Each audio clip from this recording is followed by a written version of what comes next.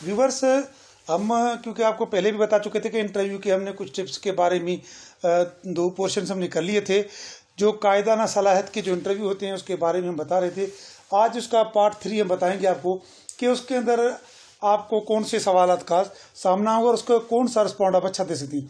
अब इसमें सवालात है, बहैसियत कायद आपकी सबसे बड़ी ताकतें क्या है, वो आपके बारे में आपको अपने बारे में जो कुछ आपके पास है वो बताने का मौका है। उस वक्त आप ये बता सकते मैं बहुत अच्छा लीडर हो सकता हूँ, मैं बहुत अच्छा मोटिवेटर हूँ, मैं नई आइडिया क्रिएट कर सकता हूँ। बहुत कुछ जवाब देने का तरीका जो मौका दिया जाता है, मौके पर डाल दिया जाता है ताकि इंटरव्यू में आप वो चीज़ें खुल के बयान करें। ऐसी ताकत का इंतखाब करें जो उन काम से वाबस्ता हो।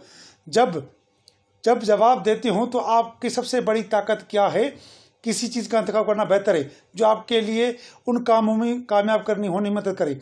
उससे ये इम्कान ज़्यादातर होता है कि इंटरव्यू लेने वाला आपको इस पोजीशन में पेश करेगा।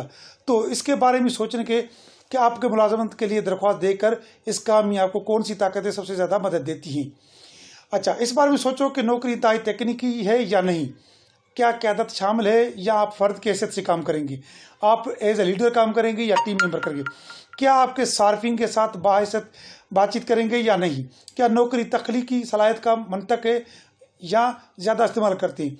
आपको मुलाजमत की तफसील को देखने की ज़रूरत है और अपने आप को आपसे वो सवाल पूछें उससे पहले कि आप अपनी ताकत का इश्तराक करना चाहते हो, क्योंकि इसका सारा ख्याल एक ऐसी ताकत को बांटना है जिससे कंपनी को ये सोचने पे आप मजबूर कर सके आप ही बेहतरीन बंदा या बंदी हैं। वजाहत करें कि क्यों इस ताकत से आपको उनके कामों में कामयाबी हासिल करने में मदद मिलेगी और वो ताकत ही उनको सपोर्ट कर सकती है। अब इसके लिए मैं आपको एक मिसाल बताता हूँ। मेरे सबसे बड़ी ताकत तफसील की तरफ तवज्जो है। मैं हमेशा अपने काम में तफसील से मबनी रहा हूँ और ये वो चीज़ है जिससे मुझे लुत्फ़ आता है। मैंने आपके मुलाजमत के तफसील पर देखा कि इस किरदार में बहुत ज़्यादा तफसील पर मबनी काम शामिल है। यही वजह है कि मैंने दरख्वास्त दी, मखसूस प्रूफ दिए।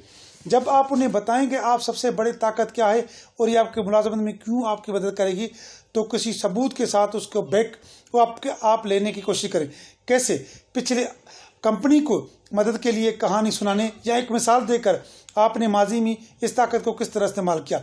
मिसाल, जब आप इस्तेमाल करते हो तो हमने अभी ऊपर देखा कि शायद आप जारी रखें और कहें, मैं आखिरी मुलाजमत में या जो मेरी मौजूदा मुलाजमत है मुझे अक्सर एक वक्त में 8 से 10 क्लाइंट मनसूबों का इंतजाम करना पड़ता था।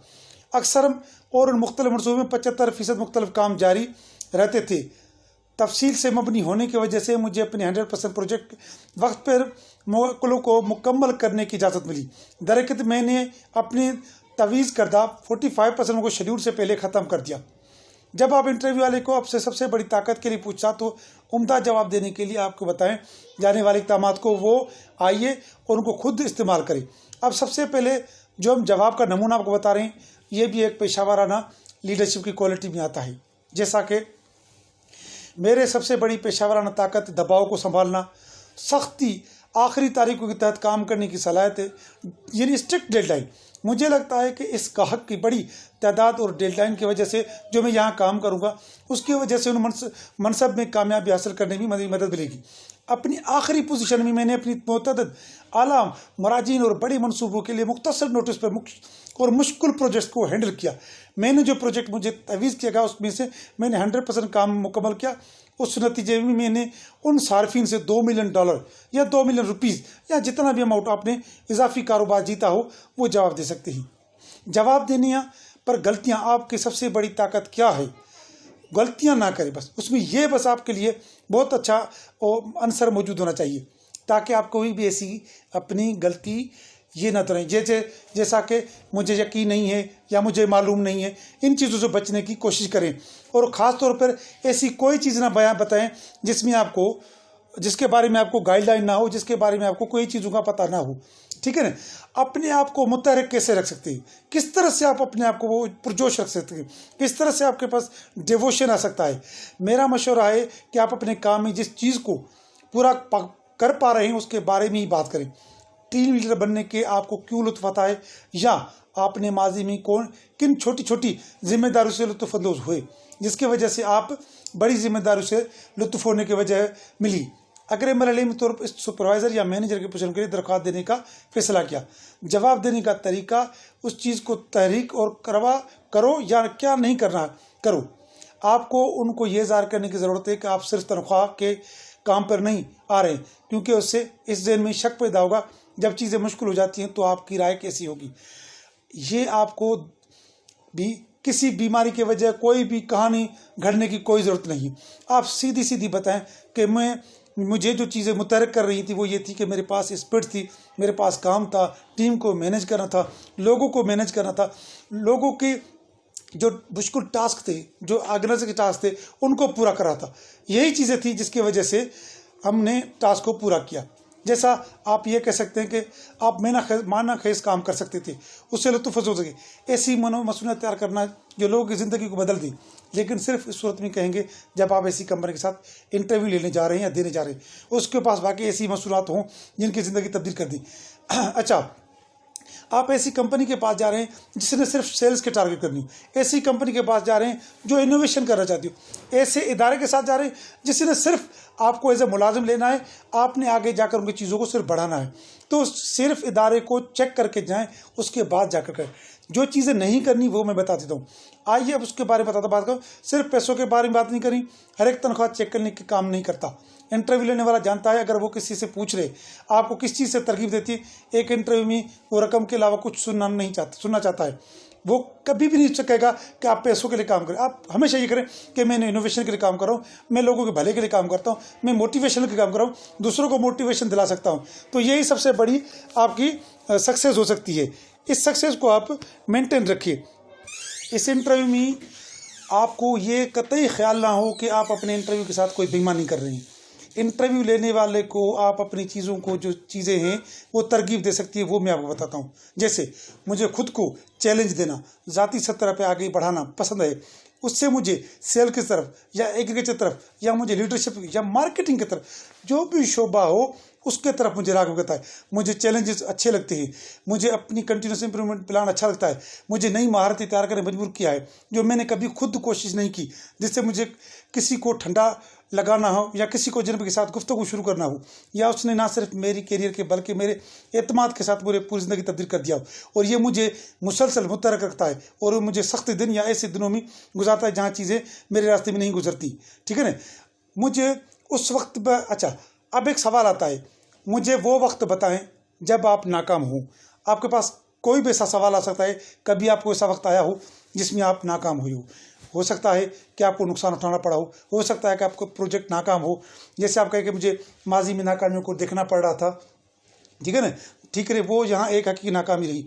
लेकिन कुछ नाकामी ऐसी होती है जिससे आपको चैलेंज हो, जिससे आप कुछ सीखे हों, वो नाकामी बताने की ज़रूरत है। जैसे आप कहें कि हमने एक प्रोजेक्ट शुरू किया था जिसमें किसी बंदे को काम सही नहीं करना नहीं आ रहा था, मैंने अपने बॉस से बात की कि इस बंदे को हम निकाल देते हैं या इस बंदे को रख देते हैं, इसको निकाल देते हैं, जिसकी वजह से बंदे के रीशफलिंग से भी आपको नुकसान उठाना पड़ा। तो इन चीज़ों को देखते हुए आप कभी भी अपनी चैलेंज यानी अपनी नाकामियाँ, हम उसको कहते हैं जो नाकामियाँ आपने अपने प्रोग्रामिंग या अपने पुराने जो आपके जो थे इदारे थे उनके साथ आपने की, इन बातों को अपने ज़िंदगी में जमा बनाएं और उसके बाद सोचें कि मैंने कौन कौन सी ऐसी गलतियां की जिससे मुझे उनको ठीक करना चाहिए। अब इस सूरत में आप उसको वजाहत करें, आपने जो इंतखाब किया है और उसमें 1 से 2 मिनट में कैसे निकला, फिर आप 30 सेकंड मजीद उस पर बात गुजार सकते हैं। ये मुस्तकबिल बेहतरी लाने के लिए आपके तजर्बे को किस तरह इस्तेमाल किया। एक और चीज़, आप आजिर को या ऑर्गेनाइजेशन को आपको हमेशा किराया मैनेजर से बोनस पॉइंट्स मिलेंगी, लिहाजा ये चीज़ें आप हमेशा सीखें और हमेशा वो चीज़ें बयान करें जिस पे नाकामी को आप हो। मैं आपको कुछ मिसालें बताना चाहता हूँ कि नाकाम होने वक्त आप क्या बता सकते हैं। मैं अपने पिछली कंपनी में हमारे एक सबसे बड़े क्लाइंट के लिए एक प्रोजेक्ट का इंतजाम कर रहा था और मैंने उन्हें खुश करने के लिए इतना बेचैन था कि मैंने उनसे कहा कि हम इस प्रोजेक्ट को 2 हफ्तों में ख़त्म कर सकते हैं। मैंने सोचा कि 2 हफ्तों में ख़त्म कर सकते हैं, मैंने सोचा कि ये काबिल अमल है, लेकिन उसने 3 हफ्तों का वक्त लिया और वो खुशी नहीं हुई। पीछे मुड़कर मुझे मालूम होगा मैंने अपने मुवक्किल से ज़्यादा क़दामत पसंद होना चाहिए था। मैंने महसूस किया कि अगर आप पहले टाइमलाइन के बारे में वाज़ा हो जाता तो कोई मुवक्किल परेशान नहीं होता या आपका क्लाइंट कभी परेशान, लेकिन अगर आप कुछ वादा करते हैं तो फिर फराहमी नहीं करते तो वो मायूसी हो जाती है। इसमें मैंने ये तजर्बा किया और मैंने उन मरसों के दौरान उन निगरानी करता हूँ, उनके दौरान ग्राहकों को तवक्कुआत का नज़म व नस्क में बेहतर बनाने की कोशिश की है। ताकि वो, अगर आपको पता है कि काम 3 हफ्ते में ख़त्म होगा तो क्लाइंट को 4 हफ्ते का बताए, ताकि 3 हफ्ते में ख़त्म हो जाए तो उसको भी खुशी होगी और आपको भी खुशी होगी। अब दूसरा नमूना मैं बताता हूँ। मेरी आखिर में मैंने, हमारे CEO ने मुझे अपनी टीम के लिए इंटरव्यू लेने और दाखिला सतह के लोगों की खिदमत हासिल करने के लिए मौका फराहम किया। मैंने किसी ऐसे शख्स की खिदमत हासिल कर ली का तकराब जिसमें लगता है कि में बहुत सी सलाहियत मौजूद हैं, लेकिन उसमें कुछ सुर्ख झंडी यानी लाल झंडी थी, यानी उसमें कुछ चीज़ ऐसी थी जो कमी पेशा थी, जो हमें आगे चल के परेशान कर सकती थी, लेकिन उसके बावजूद हमने उसको ले लिया। उससे क्या हुआ कि हमारी काफ़ी सारे कामों में रुकावट हुई, उसकी वजह परेशानी हुई, हमारे CEO ने उसको फारिग कर दिया। तो ये क्या हुआ, ये आपकी लर्निंग थी। उससे पता चला कि आगे जब हमने कोई भी टीम लेनी थी, उसकी सारी चीज़ें आगे पीछे जांच पड़ताल करते थे कि इसके अंदर स्किल्स हैं, ये काम कर सकता है, हैंडल कर सकता है, नहीं कर सकता, सिचुएशन को संभाल सकता है, नहीं संभाल सकता। तो इन सारी चीज़ों को देखने के बाद हमने ये तैयार किया कि आगे से कोई भी ऐसा सवाल नहीं करके जो हमारे परेशानी का बायस हो। लिहाजा मेरी आपसे गुजारिश है कि कोई भी इंटरव्यू दें तो अपने आप को उन चीज़ों के लिए समझें, इंटरव्यू देने के काबिल हैं या नहीं। अच्छा, मेरा उन दोस्तों से गुजारिश है जिन्होंने हमारा चैनल अभी तक सब्सक्राइब नहीं किया या नहीं देखा है, वो सब्सक्राइब कर ले।